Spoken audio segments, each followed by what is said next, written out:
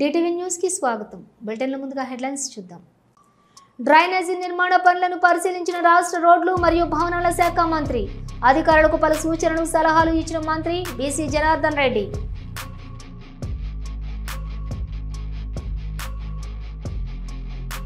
Madhapur DCP Vineet ఆధ్వర్యంలో భారీ cordon search operation. పెద్ద మొత్తంలో నిషేధిత వస్తువులను స్వాధీనం చేసుకున్న పోలీసులు. పోలవరం ఎడమ ప్రధాన కాలువ పనుల పురోగతిపై మంత్రి నిమ్మల రామానాయుడు వీడియో కాన్ఫరెన్స్ లో పాల్గొన్న ఇరిగేషన్ అధికారులు.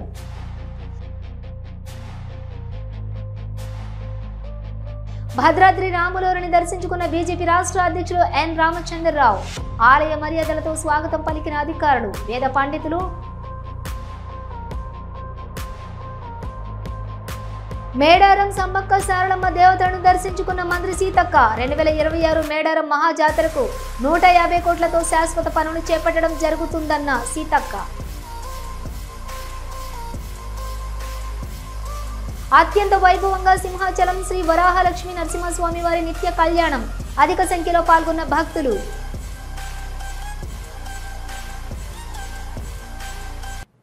కర్నూలు బనగానపల్లె పట్టణంలోని జుర్రేరు వాగు సమీపంలో బంగారమ్మ తోట దగ్గర నిర్మిస్తున్న డ్రైనేజీ నిర్మాణ పనులను రాష్ట్ర రోడ్లు మరియు భవనాలు, పెట్టుబడులు, మౌలిక సదుపాయాల శాఖ మంత్రి బీసీ జనార్దన్ రెడ్డి పరిశీలించారు.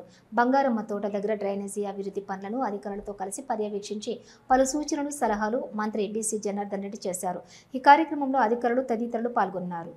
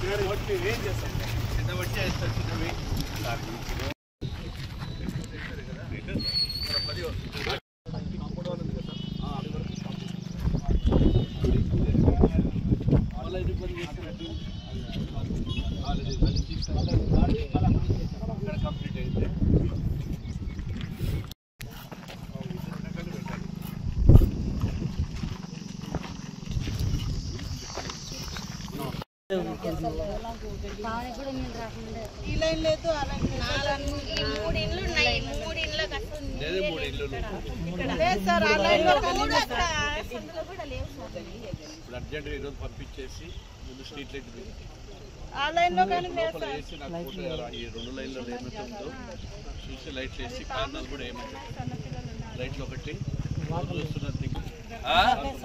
बढ़त में मुझे मालूम मेरे को गुजराया सो पोस्टल में काम करता था సాయి ఈ బీవీ సుబ్బారెడ్డి ఫంక్షన్ హాల్ పెట్టుకొని ఇప్పుడు కొత్తది మంది వర్క్ జరుగుతూ ఉంది ఇక్కడ కాలువలు ఆ ఎదురుగా 2 లైన్లలో వాటర్ లేదు. నువ్వు వచ్చి చెక్ చేసుకొని ఎక్కడి నుంచి ప్రొవిజన్ ఉందో చూసుకొని నాకు ఎస్టిమేషన్ వేసి ఇవ్వండి. ఇక్కడ వచ్చే మురళి చెప్తాడు. ఇప్పుడు జస్ట్ ఆ ఫంక్షన్ హాల్ పక్కనే ఒక సన్న సందు ఉంది, ఒకటి 3-4 ఇళ్ళు ఉన్నాయి. అవతల ఇంకొక రో ఉంది. ఈడ వాడు మధురెడ్డి ఉంటాడు. ఎవరు నువ్వేనా రెడ్డి ఉంటున్నది? మన స్పేర్ పార్ట్స్ మధురెడ్డిలో కాలువలు వేస్తున్నాడు. వాడు చూపిస్తాడు నీకు ఇవి 2 ఇక్కడ లోకల్గా వెళ్ళవి. ఆ 2 కాలనీలకు వాటరు మీరే చూసుకుంటున్నారు కదా. ఇప్పుడంతా పనేపల్లి టౌన్ మీరే చూసుకోండి. లైట్లది ఇక్కడ మన సతీష్కి చెప్పేస్తాను. మాదాపూర్ పోలీస్ స్టేషన్ పరిధిలోని సిద్దిక్ నగర్లో మాదాపూర్ డీసీపీ వినీత్ ఆధ్వర్యంలో నిర్వహించిన భారీ కార్డినెన్స్ సెర్చ్ ఆపరేషన్లో ఒక దొంగను పోలీసులు అదుపులోకి తీసుకున్నారు. ఈ ఆపరేషన్లో సుమారుగా 300 మంది పోలీస్ సిబ్బంది పాల్గొన్నారు. ఈ తనిఖీల్లో పోలీసులు పెద్ద మొత్తంలో నిషేధిత వస్తువులను స్వాధీనం చేసుకున్నారు. వాటిలో గుట్కా ప్యాకెట్లు, భారీగా మద్యం సీసాలు, అలాగే అక్రమంగా నిల్వ ఉంచిన 40 గ్యాస్ సిలిండర్లు ఉన్నాయి. వీటితో పాటుగా సరైన పత్రాలు లేని 40 బైకులు, ఒక కారు మరియు ఒక ఆటోను కూడా పోలీసులు స్వాధీనం చేసుకున్నారు.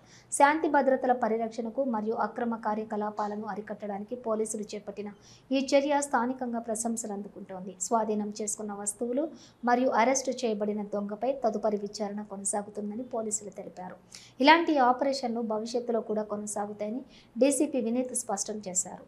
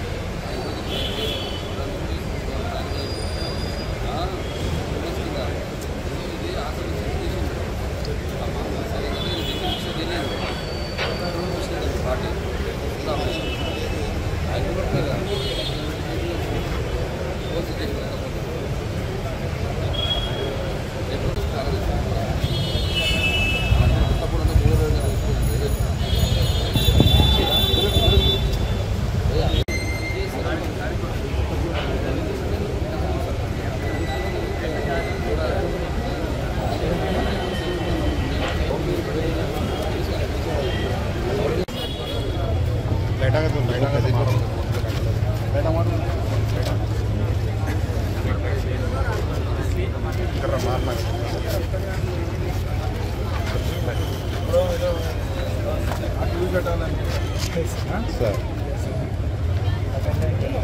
like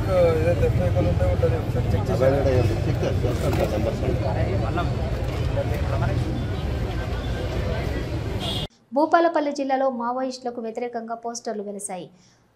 ముకునూరు, నీలంపల్లి, బూరుగుగూడెం, సర్వాయిపేట గ్రామాల్లోని కనిపించిన ఈ పోస్టర్లలో మావోయిస్టు అగ్రనేతలు పాత సిద్ధాంతాలను విడిచిపెట్టి ప్రజల జీవన విధానంలో కలవాలని కోరారు. మేధస్సును ప్రజల అభివృద్ధికి వినియోగించాలని, ఇది మావోయిస్టు ఆత్మ పరిరక్షణ ప్రజాఫ్రంట్ పిలుపు అని రాసుకొచ్చారు. ములుగు జిల్లాలోని మావోయిస్టు వారోత్సవాల నేపథ్యంలో కన్నయ్యగూడెం మండలంలో ఎస్ఐ వెంకటేష్ ఆధ్వర్యంలో పోలీసులు విస్తృత తనిఖీలు చేపట్టారు. ఛత్తీస్గఢ్ నుంచి కన్నయ్యగూడెం ప్రధాన రహదారిపై వాహనాలు తనిఖీ చేపట్టారు. అనుమానాస్పద వ్యక్తులను విచారించారు. మండలంలో ఎలాంటి అవాంఛనీయ సంఘటనలు జరగకుండా బందోబస్తు ఏర్పాటు చేసినట్లుగా ఎస్ఐ వెంకటేష్ తెలిపారు.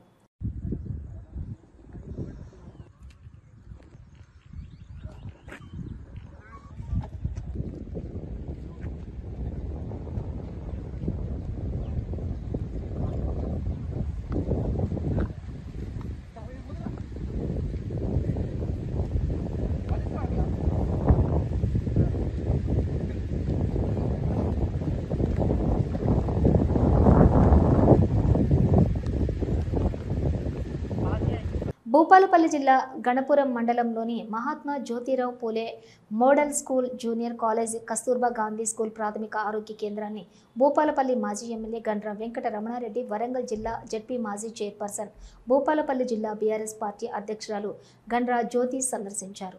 మోడల్ స్కూల్ మరియు కాలేజ్లో 380 మంది విద్యార్థులు ఉంటే అందులో 220 మంది బాలికలు ఉన్నారు. ఖర్చు కూడా పెట్టాలి. మా కార్యకర్తలకు ఇచ్చినాం, మా కార్యకర్తలను సంతృప్తిపరచడానికి ఇచ్చినాం అనేటువంటి పద్ధతిలో కాకుండా మరి ఇచ్చినటువంటి నిధులు సక్రమంగా ఉపయోగంలోకి తీసుకురావాల్సిన బాధ్యత కూడా మరి ఇక్కడ ఉండేటువంటి జిల్లా యంత్రాంగం పైన ఉంటుంది. ఎందుకంటే ఏదో శిలాఫలకాలు వేసుకోవడం, ప్రచారం చేసుకోవడం కాదు. పని ఎంతవరకు జరిగింది, పర్యవేక్షణ కూడా ఉండాలి, ప్రోగ్రెస్ ఏందని కూడా చూసుకోవాలి. ఎందుకంటే ఒకప్పుడు ఈ స్కూల్లో దాదాపు 500 మంది 400 మంది చదువు 600 ఉండేది. ఇప్పుడు చూస్తే అంతా కొడితే 300 కూడా లేదు, 300-400కి వచ్చేసింది. అంటే రేపు భవిష్యత్తులో ఇంకింత తగ్గిపోయే పరిస్థితి ఉంది.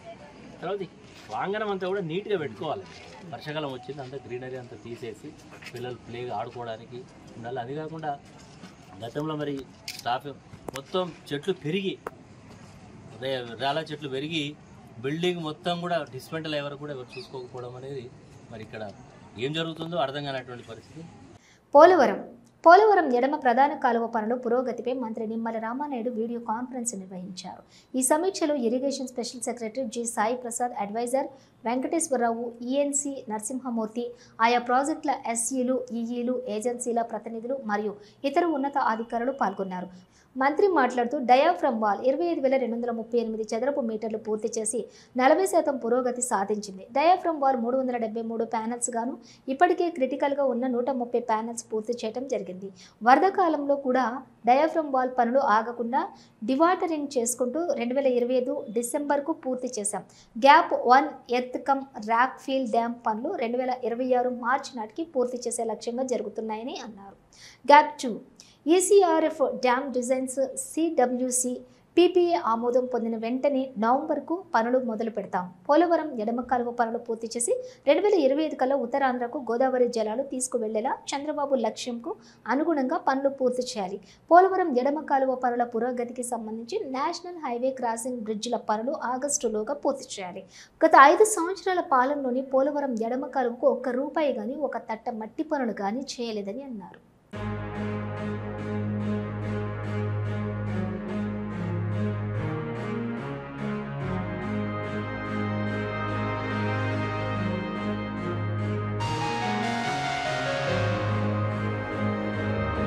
గొర్రెల స్కామ్ కేసు విచారణలో ఎన్ఫోర్స్మెంట్ డైరెక్టరేట్ దూకుడుగా ముందుకెళ్తోంది. హైదరాబాద్లో 10 చోట్ల ఈడీ దాడులు కొనసాగుతుండటం హాట్ టాపిక్గా మారింది. సికింద్రాబాద్, బోయిన్పల్లి, జూబ్లీహిల్స్ ప్రాంతాల్లో ఈడీ సోదాలు చేపట్టింది. బీఆర్ఎస్ ప్రభుత్వ హయాంలోని గొర్రెల పంపిణీలో 700 కోట్ల అవినీతి జరిగిందని ఆరోపణలతో గతంలో ఏసీబీ కేసు నమోదు చేసింది. అనంతరం ఈడీ రంగంలోకి దిగింది. ఏసీబీ నమోదు చేసినటువంటి ఎఫ్ఐఆర్ ఆధారంగా ఈసీఐఆర్ నమోదు చేసింది. గొర్రెల కుంభకోణం కేసులో ఈడీ విచారణను వేగవంతం చేసింది. ఈ స్కామ్ విలువ సుమారుగా 700 కోట్ల వరకు ఉంటుందని అవినీతి నిరోధక శాఖ దర్యాప్తులో వెల్లడైంది. ఈ కేసులో పెద్ద ఎత్తున డబ్బు చేతులు మారటం, ఇతర రాష్ట్రాలకు లింకులు ఉన్నాయనే ఆరోపణలు కూడా రావడంతో ఈడీ రంగంలోకి దిగింది. అందుకే మనీ లాండరింగ్ కేసుగా ఈ విచారణకు స్వీకరించింది. ఇప్పటికే ఈడీ అధికారులు గొర్రెల స్కీమ్కు సంబంధించినటువంటి పూర్తి వివరాలను కలెక్ట్ చేశారు. అయితే గొర్రెల పంపిణీ విధి విధానాలు, ప్రభుత్వ నిధుల చెల్లింపులకు సంబంధించినటువంటి వివరాలను సేకరించే పనిలో పడ్డారు. అన్నదాత సుఖీభవ పీఎం కిసాన్ నిధులు అర్హులైన రైతులందరికీ ఖాతాల్లో ఆగస్టు 2న జమ చేయనున్నట్లుగా రాష్ట్ర ప్రభుత్వ ప్రధాన కార్యదర్శి కె విజయానంద్ తెలిపారు.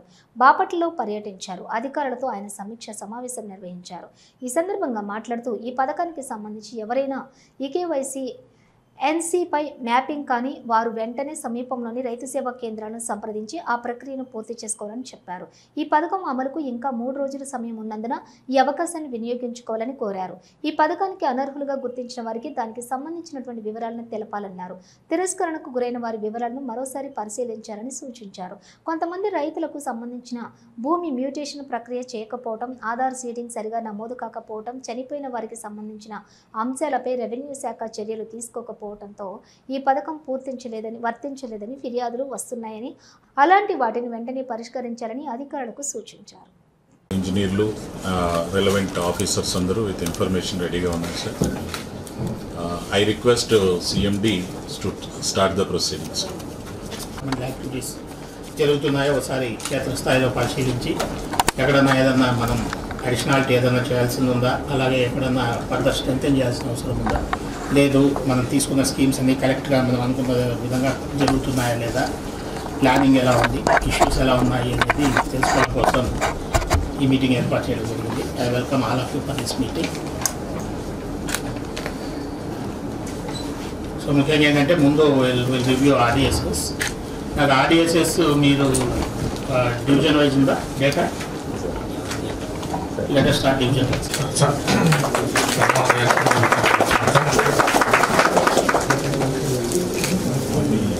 సార్ ఇది 1 నేషనల్ 1 ప్రోడక్ట్ అని అవార్డు వచ్చింది సార్. అది చేసి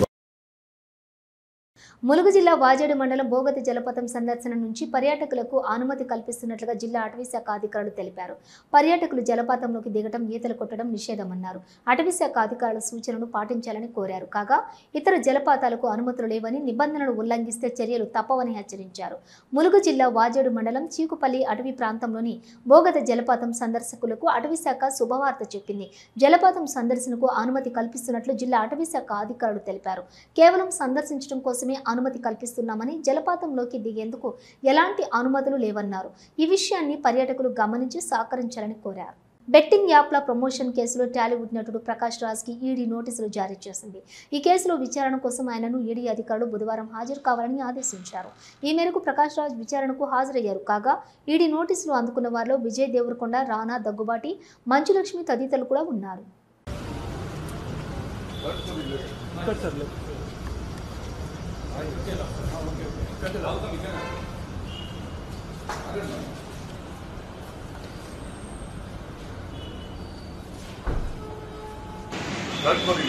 ఇట్లే సార్ లిఫ్ట్ ఓకే ఓకే అన్నట్టు అవుతాం ఇక్కడనే అవుతాం. Okay sir sure.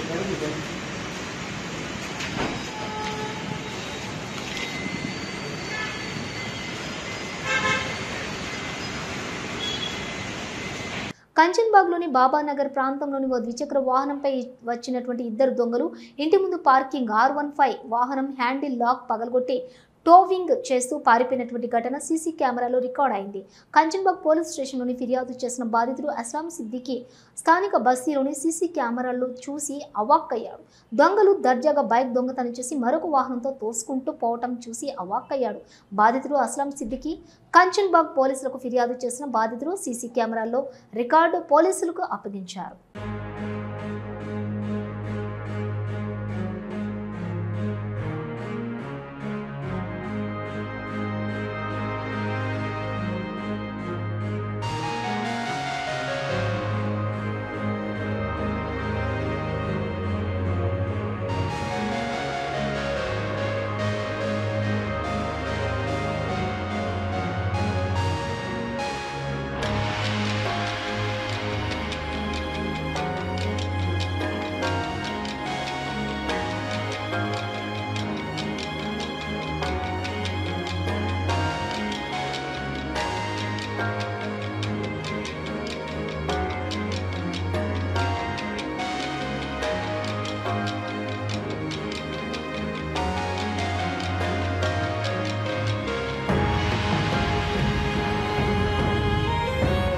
చిత్తూరు జిల్లా విజయపురం మండలం శ్రీహరిపురం కోటేశ్వరమ్మ ఇంజనీరింగ్ కాలేజ్ సమీపంలోని నిర్వహించిన రీకాలింగ్ చంద్రబాబు కార్యక్రమంలో రాష్ట్ర మాజీ మంత్రి ఆర్కే రోజా పాల్గొన్నారు.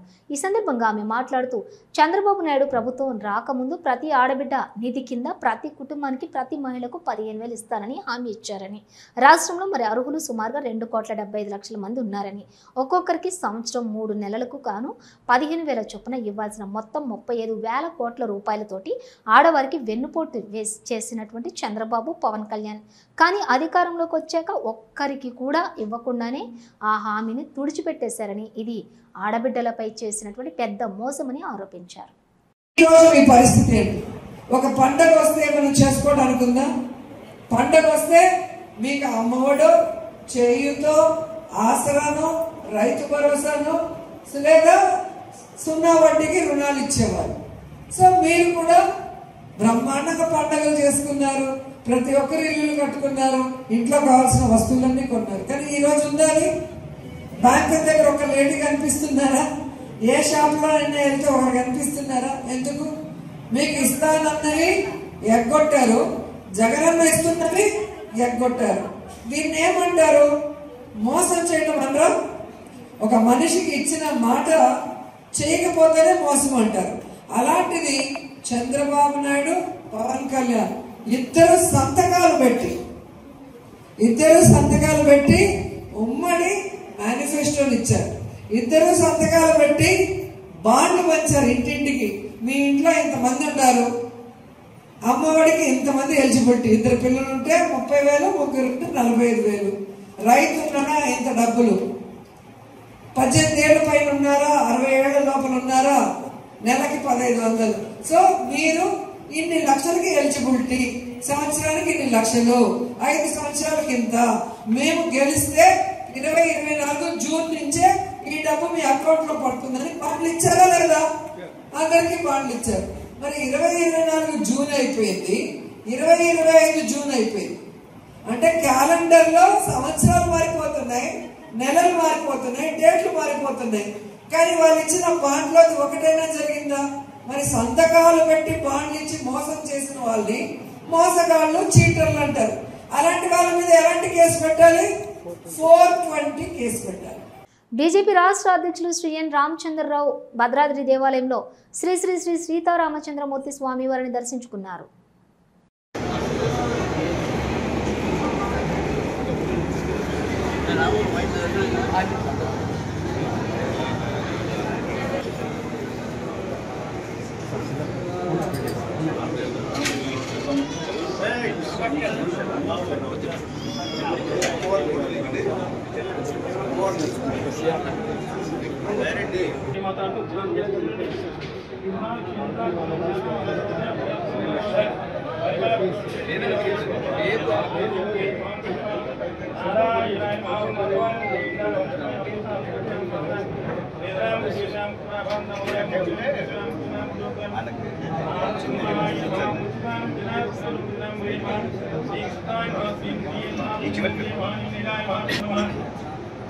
Namaste. ఒకసారి చెప్పండి. ఏతత్ సర్వం మహాలక్ష్మి దివ్య పాదారవింద అర్పితమస్తు. ఓం సంప్రాజ్ఞ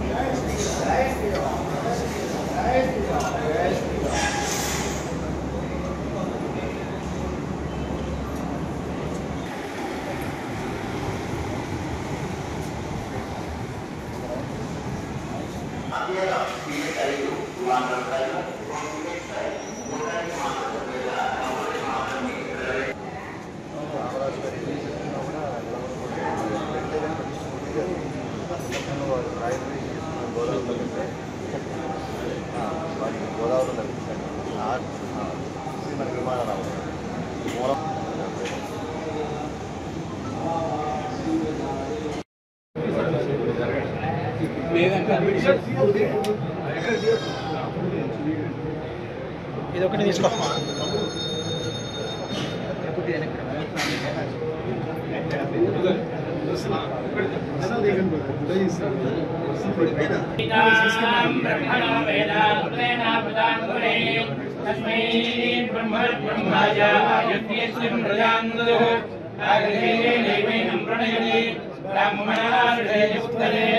బ్రాహ్మణో వై సర్వా దేవతా సర్వావేవైనం దేవతా విద్ధతి యావదేవై దేవతాస్తా సర్వా వేద విధి బ్రాహ్మణే సంది తస్మాత్ బ్రాహ్మణేభ్యో వేద విద్యో దివే దివే నమస్కుర్యాన్నార్చేయంగే దేవదేవతా ప్రియాది ప్రజాం ప్రజాయయుషా ప్రజామాయురాయ ప్రజాయయుషా ప్రజామాయు ప్రజామాయురాయ ప్రజామాయుద్ధనం ధనమాయ ప్రజామాయుద్ధనం ప్రజామిది ప్రాజాం ఆయుద్ధనం ధనమాయురాయుద్ధనం చ ధనమాయురాయుద్ధనం చ ధనం చ దేవావరుంధే శ్రీదేవాదేవన్వేద్య క్షేమో వై రాష్ట్రస్య ధీతో వాసః క్షేమమేవావరుంధే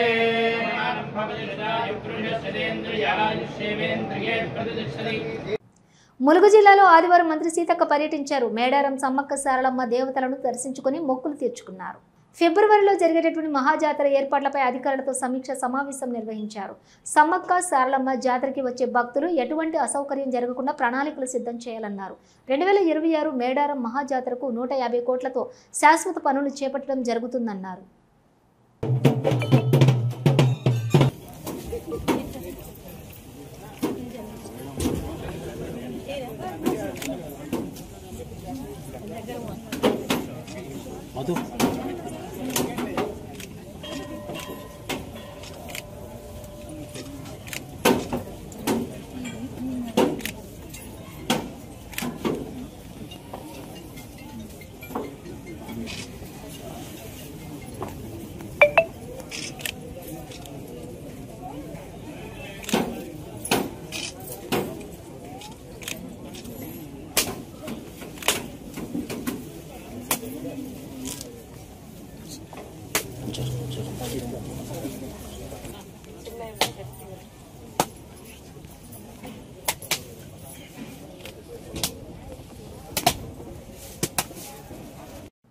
ఉత్తరాంధ్ర ఆరాధ్య దైవం ప్రముఖ పుణ్యక్షేత్రంగా విరాజిల్లుతున్నటువంటి సింహాచలం శ్రీ వరాహలక్ష్మీ నరసింహస్వామి వారి నిత్య కళ్యాణం అత్యంత వైభవంగా జరిగింది. ఆర్జిత సేవల్లో భాగంగా అర్చక స్వాములు ఉత్సవమూర్తి గోవిందరాజస్వామిని ఉభయ దేవేరులతో మండపంలోని అధిష్ఠింపజేశారు. నిత్య కళ్యాణంలో పాల్గొన్న భక్తుల గోత్రనామాలతోటి సంకల్పం చెప్పి పంచారాత్రాగమ శాస్త్ర విధానంలో విశ్వక్సేన ఆరాధన పుణ్యహవచనాలతోటి కార్యక్రమానికి శ్రీకారం చుట్టారు. కంకణ ధారణ, నూతన యజ్ఞోపవిత సమర్పణ, జీలకర్ర బెల్లం, మాంగళ్య ధారణ, తలంబ్రాల ప్రక్రియను కూడా కమనీయంగా జరిపించారు. మంత్రపుష్పం, మంగళ శాసనాల తర్వాత భక్తులకు వేదాశీర్వచనాలు, శేషవస్త్రాలు, స్వామివారి ప్రసాదాలను కూడా అందజేశారు. అనంతరం స్వామివారి అంతరాలయ దర్శనం కల్పించారు.